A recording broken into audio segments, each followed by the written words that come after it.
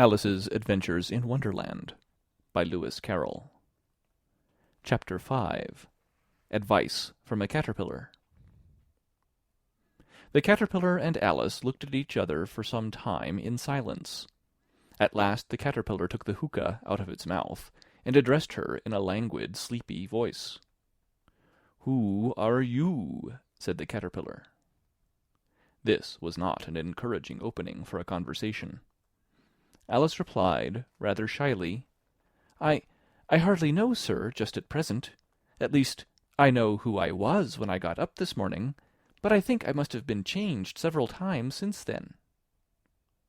"What do you mean by that?" said the caterpillar sternly. "Explain yourself." "I can't explain myself, I'm afraid, sir," said Alice, "because I'm not myself, you see." "I don't see," said the caterpillar. "I'm afraid I can't put it more clearly," Alice replied, very politely, "for I can't understand it myself to begin with, and being so many different sizes in a day is very confusing." "It isn't," said the caterpillar. "Well, perhaps you haven't found it so yet," said Alice. "But when you have to turn into a chrysalis, you will some day, you know, and then after that into a butterfly, I should think you'll feel it a little queer, won't you?" "Not a bit," said the caterpillar. "Well, perhaps your feelings may be different," said Alice. "All I know is, it would feel very queer to me." "You!" said the caterpillar contemptuously. "Who are you?" Which brought them back again to the beginning of the conversation. Alice felt a little irritated at the caterpillar's making such very short remarks, and she drew herself up and said, very gravely, "I think you ought to tell me who you are first." "Why?" said the caterpillar. Here was another puzzling question, and as Alice could not think of any good reason, and as the caterpillar seemed to be in a very unpleasant state of mind, she turned away. "Come back," the caterpillar called after her. "I've something important to say." This sounded promising, certainly. Alice turned and came back again. "Keep your temper," said the caterpillar. "Is that all?" said Alice, swallowing down her anger as well as she could. "No," said the caterpillar. Alice thought she might as well wait, as she had nothing else to do, and perhaps after all it might tell her something worth hearing. For some minutes it puffed away without speaking, but at last it unfolded its arms, took the hookah out of its mouth again, and said, "So you think you're changed, do you?" "I'm afraid I am, sir," said Alice. "I can't remember things as I used, and I don't keep the same size for 10 minutes together." "Can't remember what things?" said the caterpillar. "Well, I've tried to say, 'How doth the little busy bee?' but it all came different," Alice replied in a very melancholy voice. "Repeat, 'Your old Father William,'" said the caterpillar. Alice folded her hands and began. "You are old, Father William," the young man said, "and your hair has become very white. And yet you incessantly stand on your head. Do you think, at your age, it is right?" "In my youth," Father William replied to his son, "I feared it might injure the brain. But now that I'm perfectly sure I have none, why, I do it again and again." "You are old," said the youth, as I mentioned before, "and have grown most uncommonly fat. Yet you turned a back somersault in at the door. Pray, what is the reason of that?" "In my youth," said the sage, as he shook his grey locks, "I kept all my limbs very supple, by the use of this ointment, 1 shilling the box. Allow me to sell you a couple?" "You are old," said the youth, "and your jaws are too weak for anything tougher than suet. Yet you finished the goose, with the bones and the beak. Pray, how did you manage to do it?" "In my youth," said his father, "I took to the law, and argued each case with my wife, and the muscular strength which it gave to my jaw has lasted the rest of my life." "You are old," said the youth, "one would hardly suppose that your eye was as steady as ever. Yet you balanced an eel on the end of your nose. What made you so awfully clever?" "I have answered 3 questions, and that is enough," said his father. "Don't give yourself airs. Do you think I can listen all day to such stuff? Be off, or I'll kick you downstairs." "That is not said right," said the caterpillar. "Not quite right, I'm afraid," said Alice, timidly. "Some of the words have got altered." "It is wrong from beginning to end," said the caterpillar decidedly, and there was silence for some minutes. The caterpillar was the first to speak. "What size do you want to be?" it asked. "Oh, I'm not particular as to size," Alice hastily replied. "Only one doesn't like changing so often, you know." "I don't know," said the caterpillar. Alice said nothing.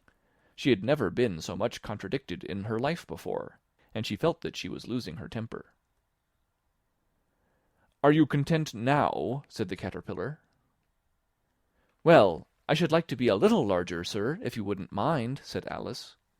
3 inches is such a wretched height to be." "It is a very good height indeed," said the caterpillar angrily, rearing itself upright as it spoke. It was exactly 3 inches high. "But I'm not used to it," pleaded poor Alice in a piteous tone. And she thought to herself, "I wish the creatures wouldn't be so easily offended." "You'll get used to it in time," said the caterpillar, and it put the hookah into its mouth and began smoking again. This time Alice waited patiently until it chose to speak again. In a minute or two the caterpillar took the hookah out of its mouth, and yawned once or twice, and shook itself. Then it got down off the mushroom, and crawled away in the grass, merely remarking as it went, "One side will make you grow taller, and the other side will make you grow shorter."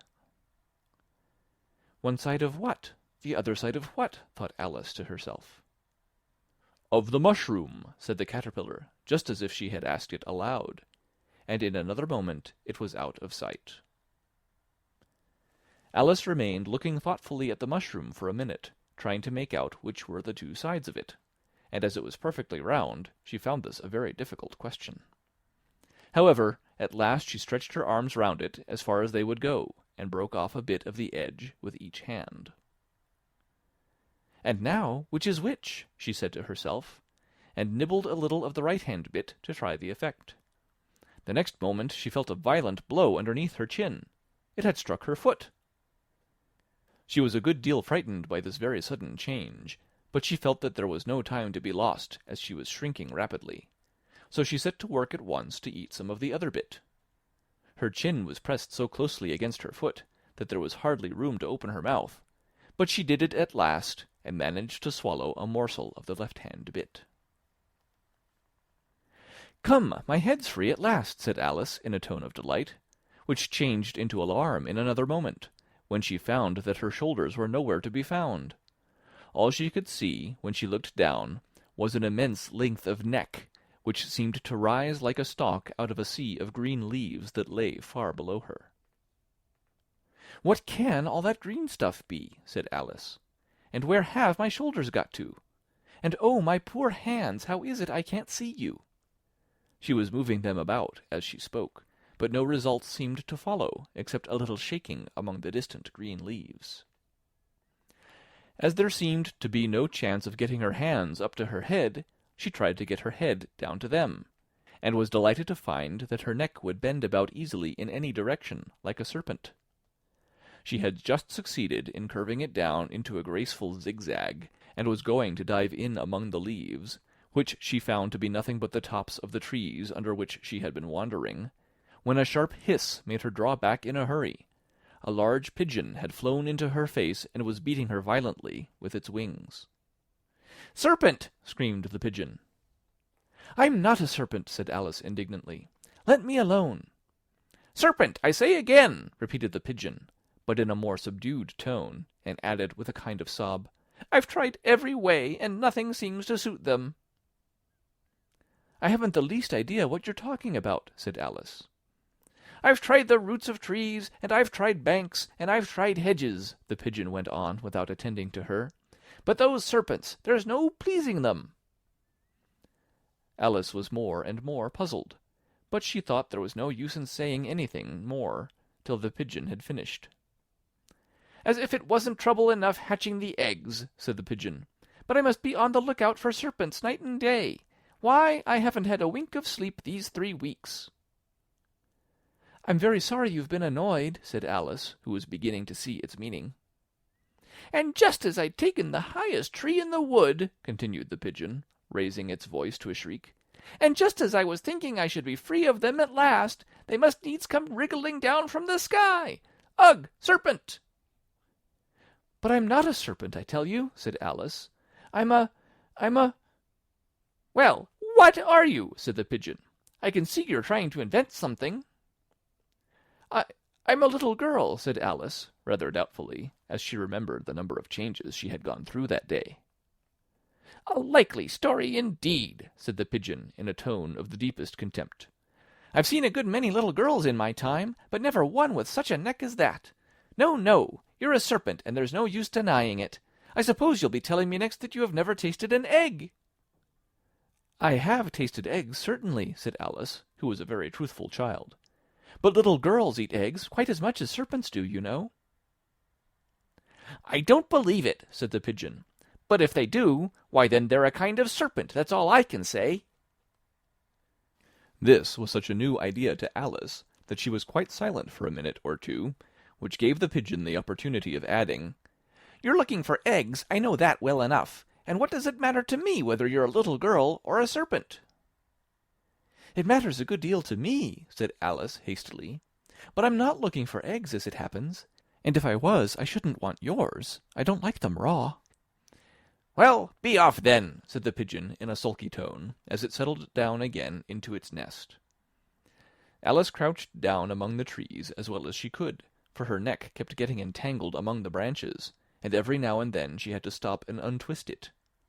After a while she remembered that she still held the pieces of mushroom in her hands, and she set to work very carefully, nibbling first at one and then at the other, and growing sometimes taller and sometimes shorter, until she had succeeded in bringing herself down to her usual height. It was so long since she had been anything near the right size that it felt quite strange at first, but she got used to it in a few minutes, and began talking to herself as usual. "Come, there's half my plan done now.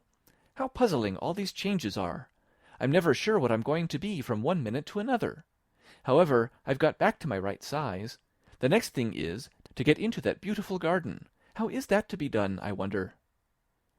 As she said this, she came suddenly upon an open place, with a little house in it about 4 feet high. "Whoever lives there," thought Alice, "it'll never do to come upon them this size. Why, I should frighten them out of their wits." So she began nibbling at the right-hand bit again, and did not venture to go near the house till she had brought herself down to 9 inches high. End of chapter 5.